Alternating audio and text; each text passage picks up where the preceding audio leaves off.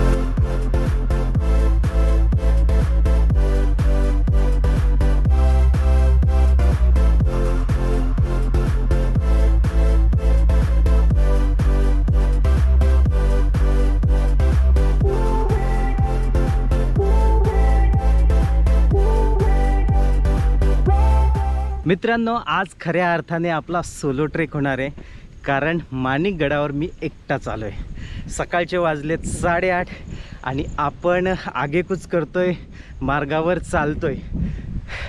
Solo ट्रेकला मजा येणार आहे, घाबरत नाही, पण थोडीशी भीती कुठेतरी मनात आहे की एवढ्या घनदाट जंगलामध्ये एकटाच चाललोय, अननोन जागा आहे, त्या जागेविषयी काहीच माहिती नाही आहे, पण तरीही शिवप्रेमापोटी आपण माणिकगडावर जाणारच आहोत। बघू, जे काही संकट येतील ती झेलूयात। छत्रपती शिवाजी महाराजांच्या नावामध्ये इतकी ताकद आहे की अशी येणारी संकट झेलण्यासाठी आपण समर्थ होतो। चला ट्रेकवर जाऊयात।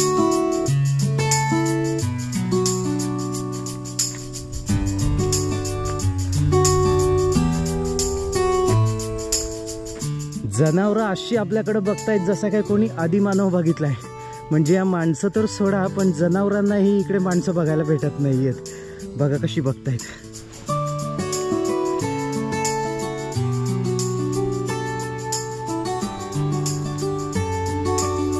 ऊन सावळ्यांचा खेळ रंगताना माणिकगडावर दिसतोय। कधी ऊन पडतंय, म्हणजे आता माझ्याकडे थोडंसं ऊन पडायला लागलंय, तर माणिकगड संपूर्णपणे धुक्याची चादर ओढून मस्त निद्रिस्त झालेला आहे। माणिकगडावर इतकं सुंदर वातावरण आहे की 5 मिनिटांपूर्वी सुळका दिसत होता आणि 5 मिनिटांनंतर खूप ढग आलेले आहेत, खूप धुकं आलेलं आहे आणि गुडूप झाला आहे। तर हा ऊन सावल्यांचा खेळ चालत राहील। श्रावणधारा बरसत आहेत आणि या श्रावणामध्ये हीच तर गंमत आहे खऱ्या अर्थाने जंगल सफारी करण्याची आणि गडकोटांना भेटी देण्याची। हा खेळ खेळता खेळता आपण पोचूयात गडाच्या पायथ्याशी। सध्या आपण पहिली टेकडी पार केलेली आहे आणि आपल्याला आता ही दुसरी टेकडी पार करून किल्ल्याच्या पायथ्याशी पोचायचं आहे।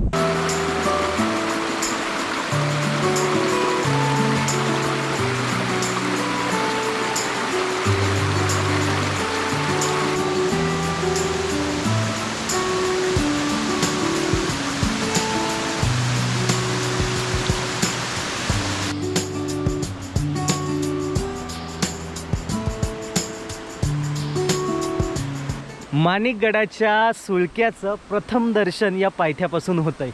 इतका उंच सुळका आहे की लांबून ठाकूरवाडीकडून पाहताना असं वाटलं होते की अगदी फटक्यात आपण त्या सुळक्यावर चढून जाऊ। गड छोटा आहे, पण पायथ्याशी आल्यानंतर लक्षात येतं की गड किती उंच आहे आणि तासीव एक दगडातला कडा बघितल्यानंतर मनात धस होतंय की हा कडा आपल्याला चढून वर जायचंय, मजा येणार आहे। अचानक पाण्याने सुरुवात केलेली आहे, अचानक खूप पाऊस आलेला आहे भिजण्याचा आनंद घेऊयात. कॅमेरा गिअर्स आहेत ते मात्र झाकून ठेवूयात, कारण त्याच्यामध्ये ड्रोन आहे.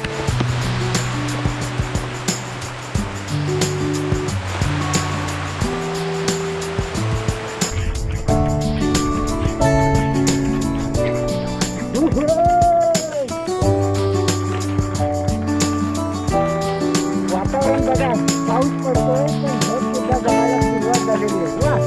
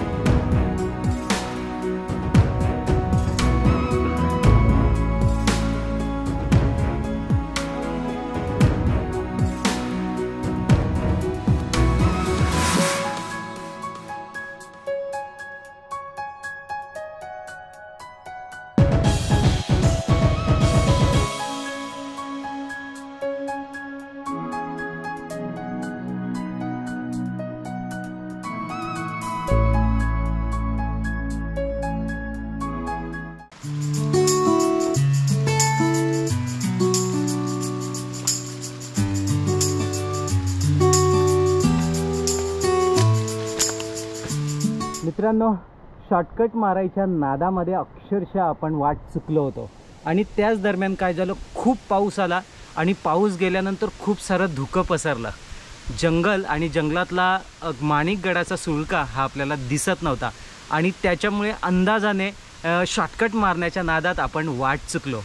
पण तुम्ही नेहमी लक्षात ठेवा, जंगलचा नियम आहे की आपण जर वाट चुकलो किंवा कोणती शंका आपल्याला आली तर मूळ वाट आहे ती सोडायची नसते. आणि म्हणून मी शॉर्टकट मारलेल्या त्याच वाटेने पुन्हा मूळ रस्त्यावर आलो आणि मूळ वाट पकडूनच चालायला सुरुवात केली. आणि तीच वाट आपल्याला घेऊन गडाला वळसा घालून या महादरवाजाच्या खालच्या बुरुजाजवळ आणून सोडलेला आहे. तर आत्ता आपण मुख्य रस्त्यावर आलो आहोत आणि इथून अगदी 10 ते 15 मिनटामध्ये आपण महादरवाजात पोचून गडावर जाणार आहोत. तर तुम्ही लक्षात ठेवा, हे अतिशय महत्त्वाचं आपल्याला आज शिकायला मिळालेलं आहे. चला गडावर आगेकूच करूयात.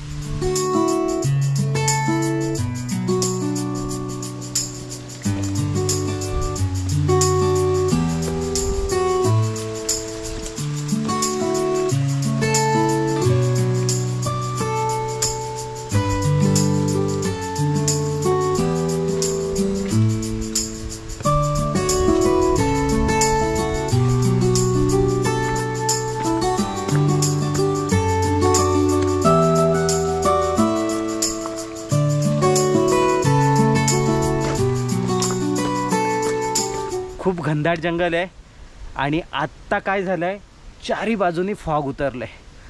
अंदाजही लावता येत नाही आपण कोणत्या दिशेला आहेत. एक पूर्व, पश्चिम, दक्षिण, उत्तर एक फक्त अंदाज लावू शकतो, बाकी समोरचं काहीच दिसत नाही आहे. पण अशाही परिस्थितीमध्ये आपल्याला मुख्य गडावर चढायचं आहे. चला गडावर पोचूयात आणि मग जर नशीब असतील तर कदाचित फॉग जाईल आणि आपल्याला ड्रोन फ्लाय करता येईल.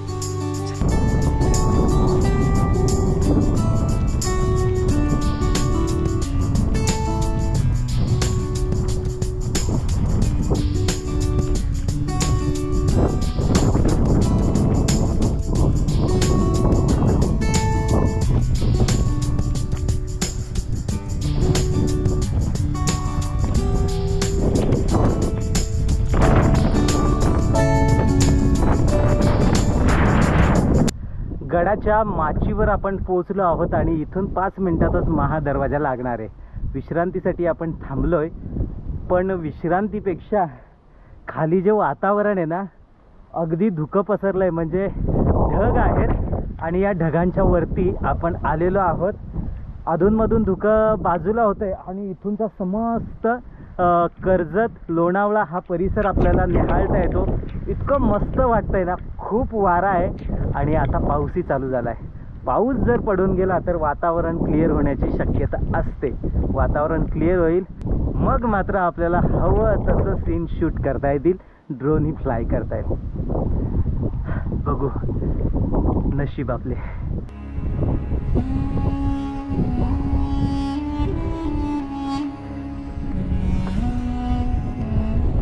आपण बुरुजाकडे चाललेलो आहोत.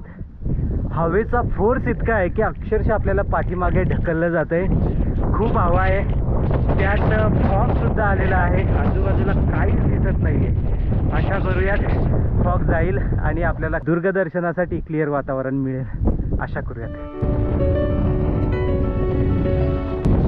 मित्रांनो, प्रचंड हवा आहे. झोप दाखवतोय तसं कळत नाहीये. माझा रुमाल बघा बाबा, काय हवा.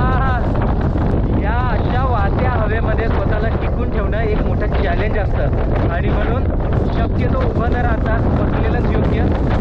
थोडा वेळ बसूयात, हवेची जाण्याची वाट पाहूयात आणि मग आगेकूच करूयात. कारण आपण आता बाले किल्ल्यातच आहोत. अगदी अर्ध्या तासामध्ये संपूर्ण गड आपला बघून होईल. चला.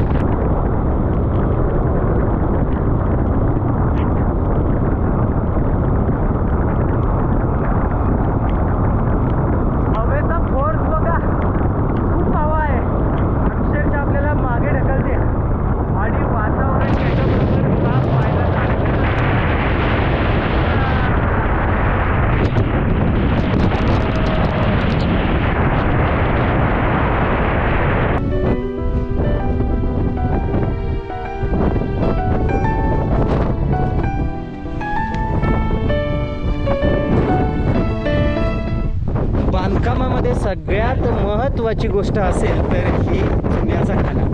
हा चुना कालवण्यासाठीचा खाना असायचा आणि या घडीमध्ये एक मोठा दगड, म्हणजे आपल्या घरी जे जातं असतं त्याचप्रमाणे पण जाड आणि खूप वजनाचं असं जातं. ते गोल गोल गोल गोल गोल गोल फिरवलं जायचं. ह्याच्यामध्ये चुन्याची कुप्पी व्हायची आणि चुना मळून निघायचा आणि तो चुना दगडी बांधकामांच्या मध्ये टाकण्यासाठी कामा यायचा. म्हणजे चुन्यानं केलेलं बांधकाम हे जवळपास 1000 वर्ष झाली तरी पण अजूनही जशास तसं आहे. तर बांधकामशास्त्रातलं हे एक नमुना आहे जो आपल्याला या गडावर एंट्रीलाच पाहायला मिळतो.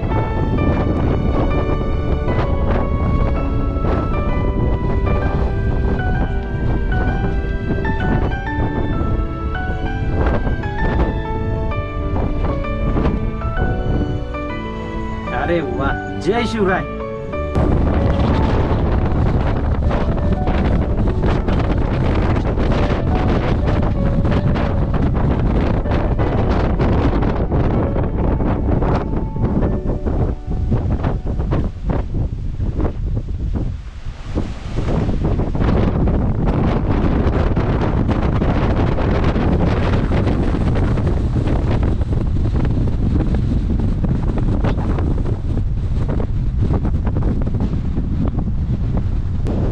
मित्रांनो, गडाचा महादरवाजा इथून ही महादरवाजातून आलेली वाट ही सरळ खाली खाईमध्ये जाते.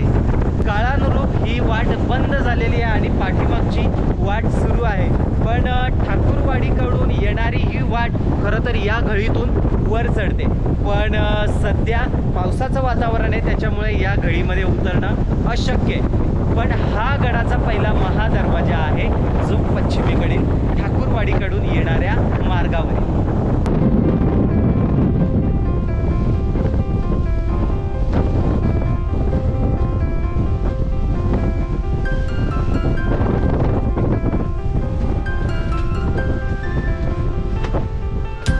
एकमेव हा महादरवाजा म्हणजेच प्रवेशद्वार या ठिकाणी उभा आहे आणि ते पाहताना खरंच खूप आनंद होतो की हा पुराण पुरुष आहे. याने जवळजवळ 7 वाहनांच्या काळापासून ते आजपर्यंतचा संपूर्ण इतिहास आपल्या डोळ्यांनी पाहिलेला आहे.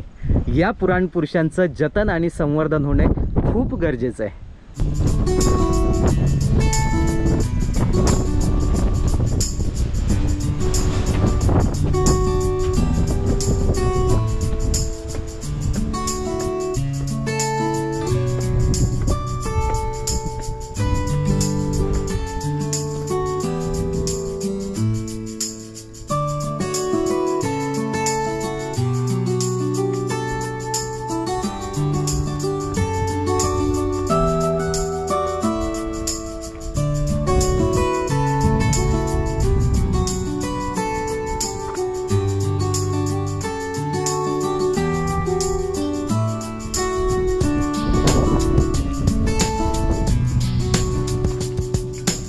बम बम बोले.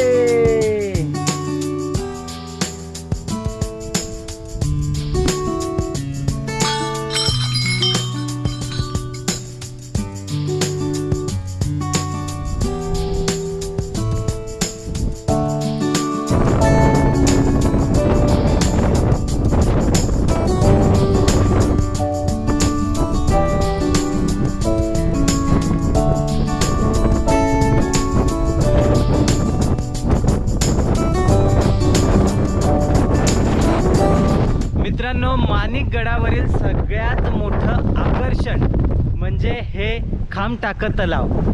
अगदी तळ्याचं स्वरूप असावं इतकं मोठं खामटाका आहे आणि या खामटाक्याच्या बाजूला चिरेबंदी केलेली आहे. याचा अर्थ हे टाकं पूर्णतः झाकलेलं असावं, म्हणजेच या टाक्याचा वापर गडावरील राहणाऱ्या राबत्याच्या पिण्यासाठी, पाण्याची सोय आणि इतर कार्यांसाठी केलेली सोय ही गडावरची आहे.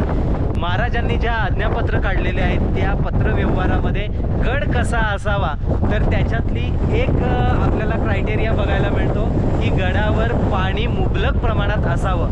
तर हे मुबलक प्रमाणात पाणी, या एका तळ्याचं पाणी संपणार नाही वर्षभर, इतकं मोठं हे टाकं आहे. अशी बरीचशी टाकी आजूबाजूला आहेत. याच्यावरून आपण अंदाज बांधू शकतो की गडावर किती राबता असेल. खूप मस्त आहे. सगळ्यात प्रमुख आकर्षण या गडावरचं हे टाकं.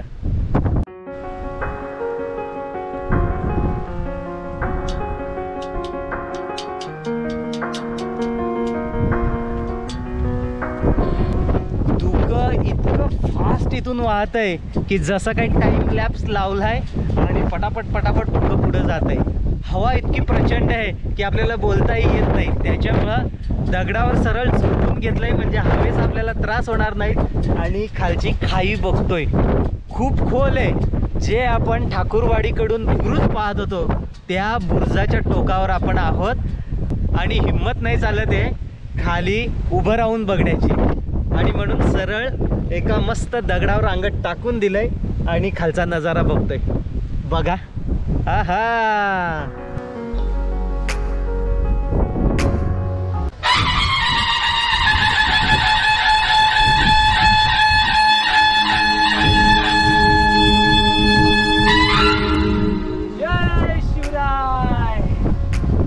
आपल्या घरच्या संग्रहामध्ये वाढ करूयात.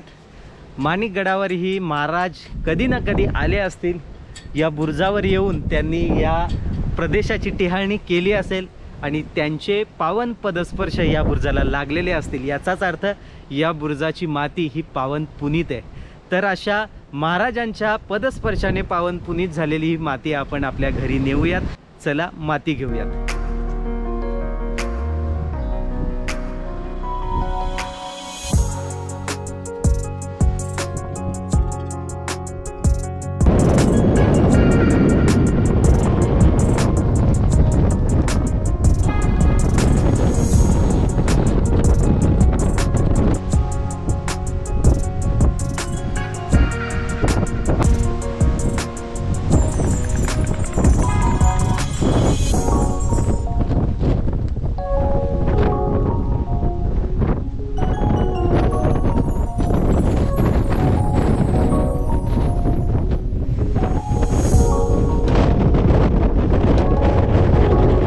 येथील किल्लेदाराचा राहता वाडा आहे. जोत्याचे अवशेष आपल्याला इथे मस्तपैकी बघायला मिळतात. चिनलेले तासलेले दगड आहेत आणि या वाड्यामध्ये एक वैशिष्ट्यपूर्ण इथे एक जागा मिळते बघायला.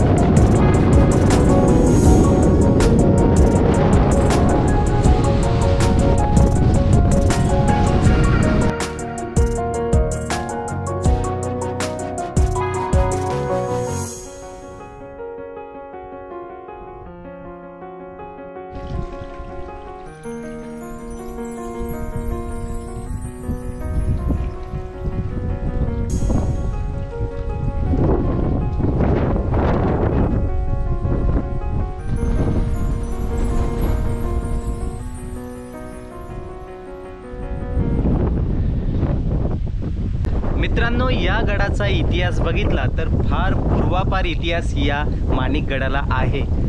जवळपास सातवाहनांच्या काळामध्ये या किल्ल्याची निर्मिती झाली होती आणि मौर्यांनी हा किल्ला सातवाहनांकडून जिंकून घेतला याचे लिखित पुरावे हे इतिहासामध्ये आपल्याला बघायला मिळतात. म्हणजेच खूप मोठी पूर्वापार परंपरा या माणिकगड किल्ल्याला आहे. मौर्यांच्या काळानंतर पुन्हा हा किल्ला सातवाहनांकडे गेला. त्यानंतरच्या काळात या किल्ल्यावर सत्तांतरण होत जात राहिली. निजामशाही आणि आदिलशाहीमध्ये तह जेव्हा झाला तेव्हा हा किल्ला आदिलशाहीकडे गेला. पुन्हा आदिलशाहीकडून हा मोगलांकडे होता.